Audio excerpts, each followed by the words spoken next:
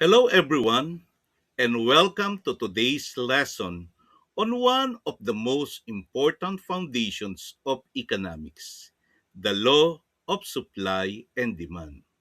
So, whether you are a student, a business owner, or simply a consumer, this concept affects the prices you see every day.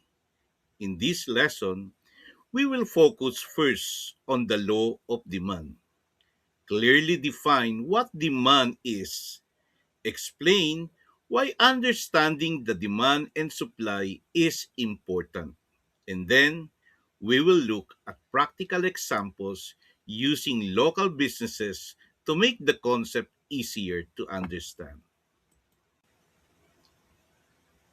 For today's lesson, we will start with the law of demand. We will define demand and explain how it works, discuss why it is important, and apply to real life business situations. Demand is defined as the quantity of a good or service consumers are willing and able to purchase at various prices over a period. This definition is important because demand is not just about wanting a product. It also requires the ability to pay for it. Demand also changes as prices change and is measured over a specific time period. Okay, the law of demand states that all other factors remaining constant as the price of a good or service increases, the quantity demanded decreases. On the other hand, when the price decreases, the quantity demanded increases. You know, this inverse relationship between price and quantity demanded is observed in most goods and services.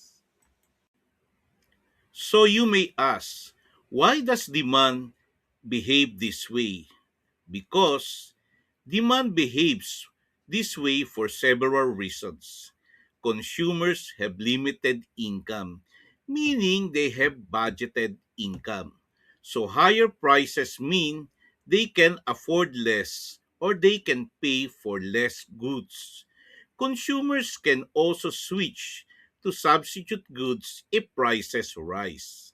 Finally, as people consume more of a product or services, the additional satisfaction they get from each extra unit decreases. So, what is the importance of understanding demand and supply? It is important for businesses to know about demand and supply so they can price their products effectively and plan production. It also helps government design policies such as taxes, subsidies, and price controls. Now, for the consumers, it explains why price changes and helps them make better purchasing decisions. So, to help us understand better the concept, we will have three examples and we will start with a local rice retailer. Let us look at local rice retailer. Rice is a basic necessity where everybody eats rice every day. When the price of rice increases due to higher fuel or transport goods, many consumers try to buy less or switch to cheaper rice varieties, which is a reality of life if you have a limit or you have a budget. When the price goes down, consumers tend to buy more or stock up. This clearly shows the law of demand in action.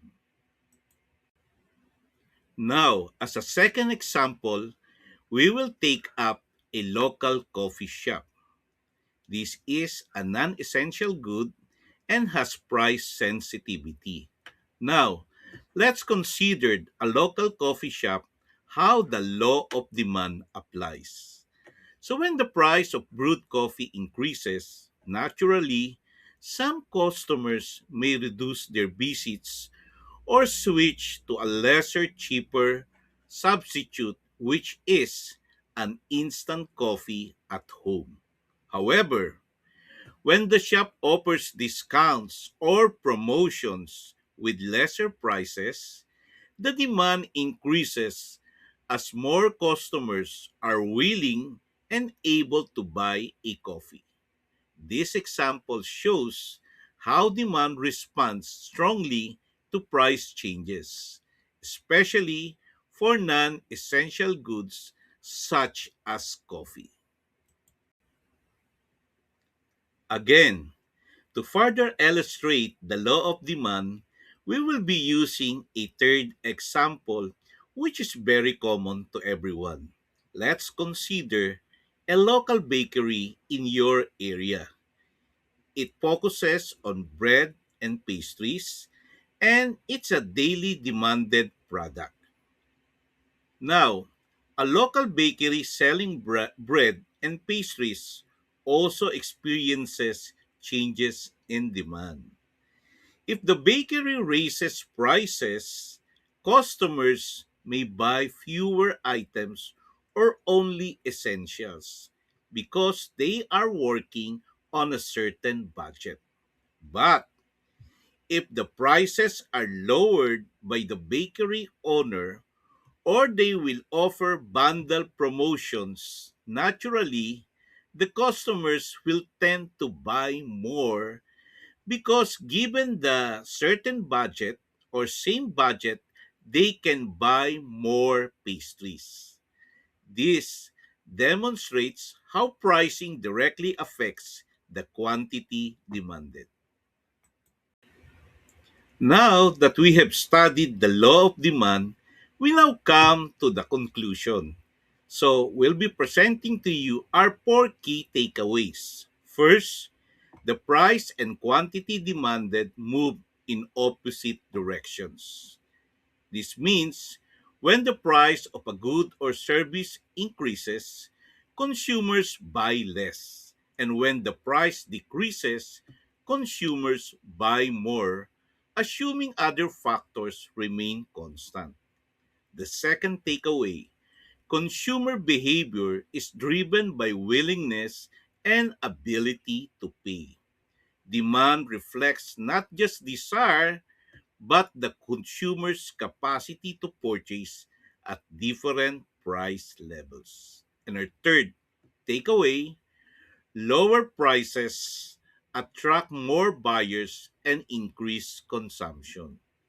Discounts, sales, and promotions boost your quantity demanded by making goods more affordable. And lastly, the law of demand helps businesses and governments make decisions. Understanding demand helps businesses set their prices and forecast the sales, while the government use it to analyze taxes, subsidies, and market policies. So see you on the next lesson on the law of supply and demand module.